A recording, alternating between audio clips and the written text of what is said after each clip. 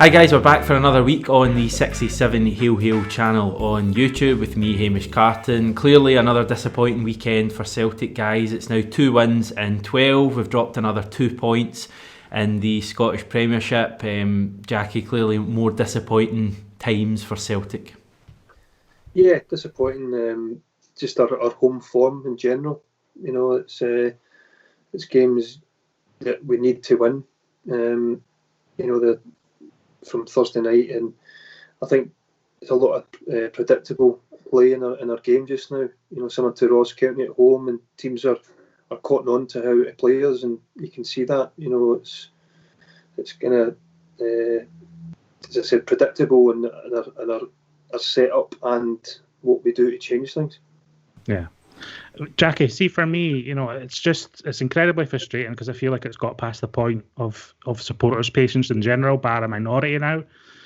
And, you know, thankfully this week we're not kind of debating Neil Lennon's future because reports have kind of come out today that he's going to be keeping his job, so we don't need to wrestle with that uncertainty. But what do you think the board are thinking now when they show more faith in Lennon beyond this point? Do they just see him as their man for the season, or is there going to be a stopping point here?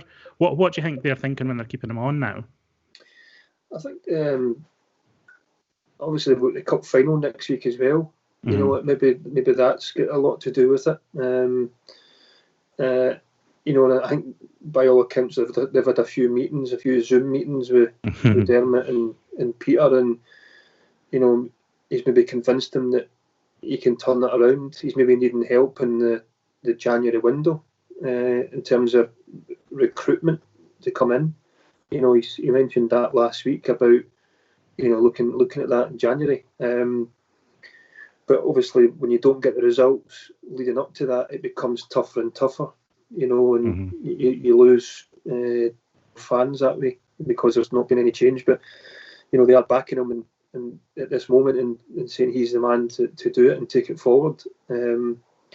But I think there's a lot of things need to improve to do that. You know, in terms of the players coming in that need to be ready, and the players already there that need to be firing all cylinders.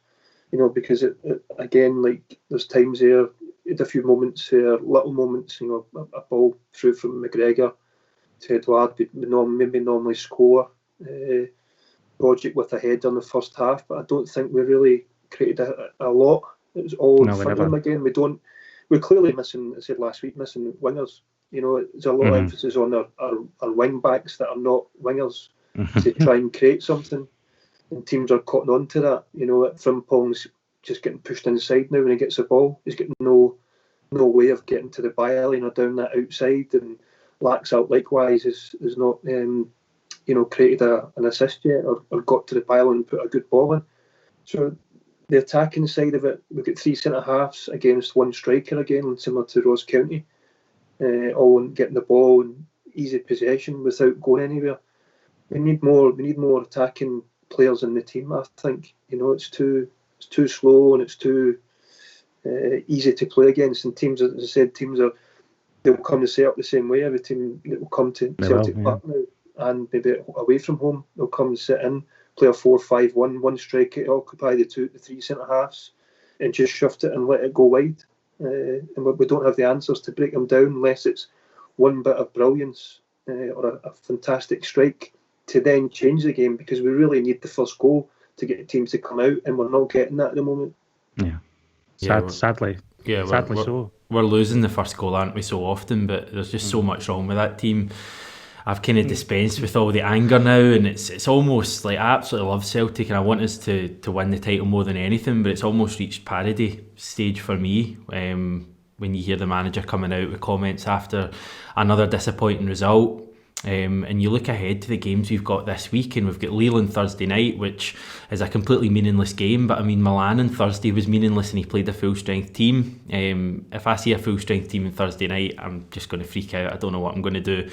And then Sunday we play Kilmarnock, and I'm at the stage now where I'm fearing Kilmarnock, a team who lost to Hamilton at the weekend, but I look at the players they've got, players like, you know, Chris Burke. I know he's getting on, but he's still playing well, and Brophy and Kabamba. And that's a team that gives me the fear, because they've caused us problems this season as well. Exactly, and and they're still cut from the same cloth as they were under Steve Clarke, and they will just sit in. And the thing is, they don't even have to sit in though, because I wouldn't even say St Johnstone yesterday or Ross County really sat in.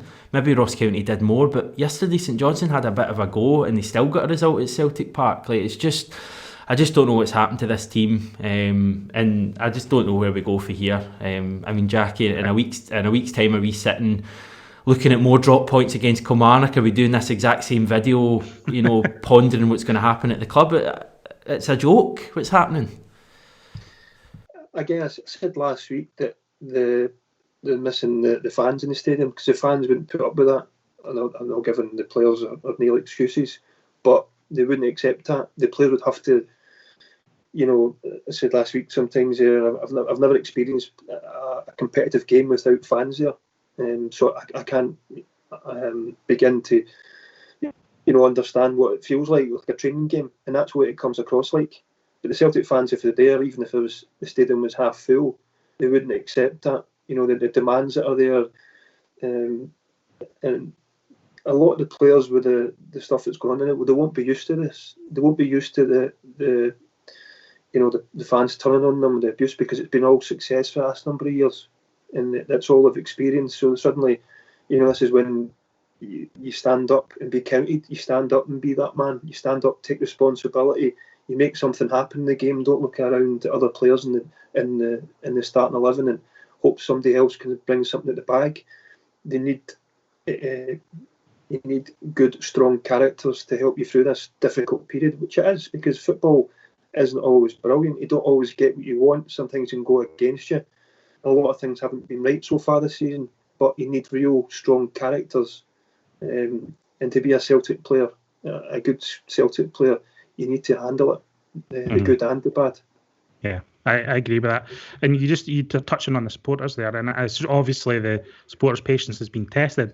I actually think the fans are taking a bit of a kicking at the moment, just in the media.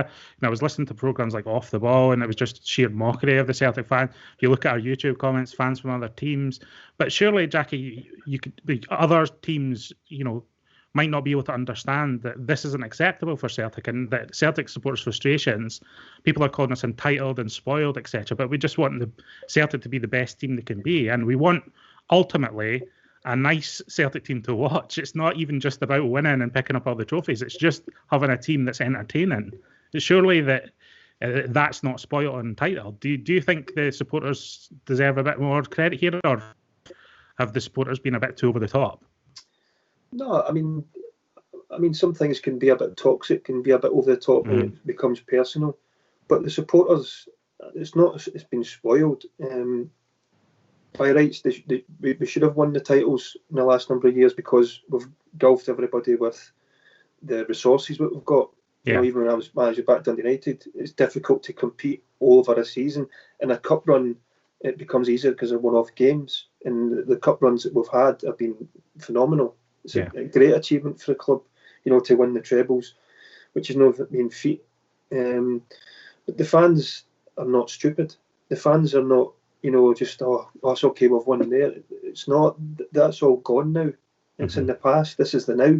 You can't live in the past, otherwise, we're still talking about games 20 years ago, 30 years ago.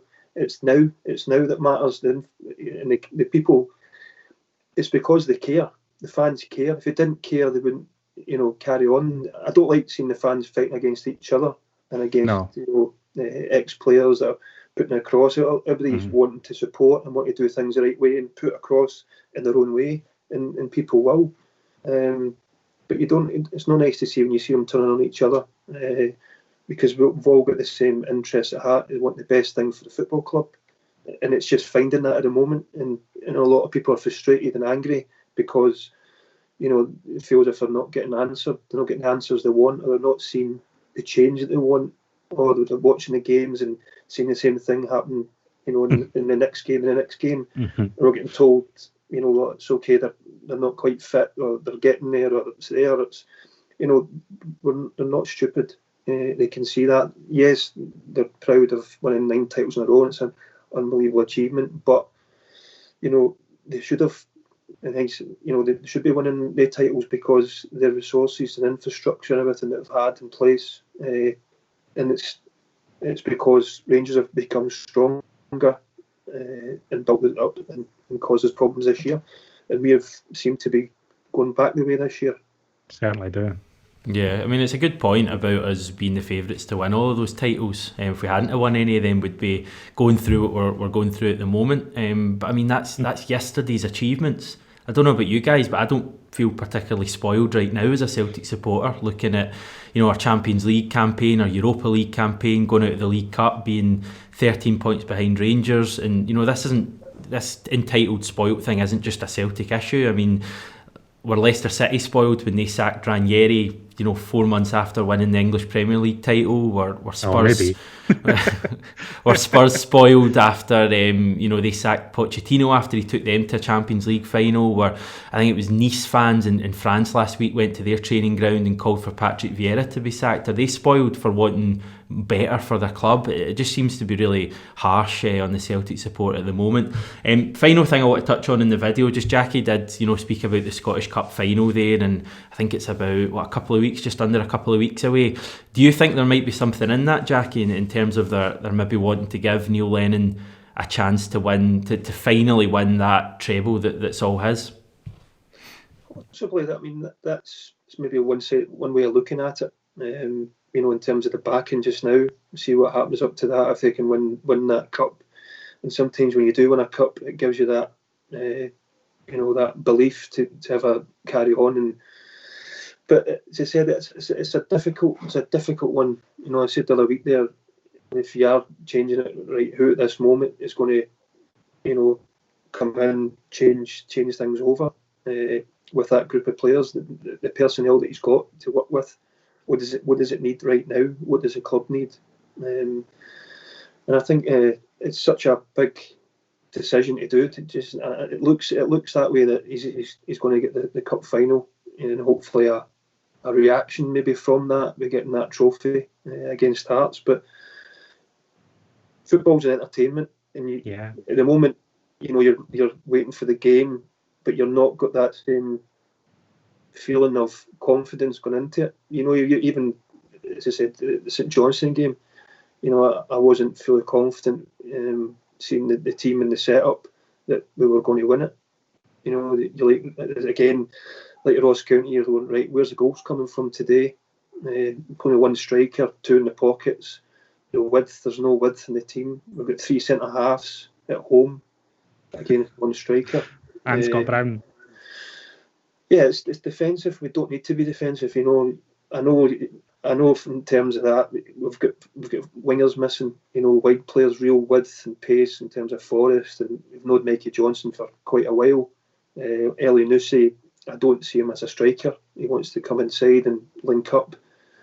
But you know, there's still personnel there in terms of attacking that we could cause a bit of flair. You know, I'd like to see McGregor playing further forward. I spoke about that before. He's got that little bit of quality to open defences up, which you need when it's getting like this.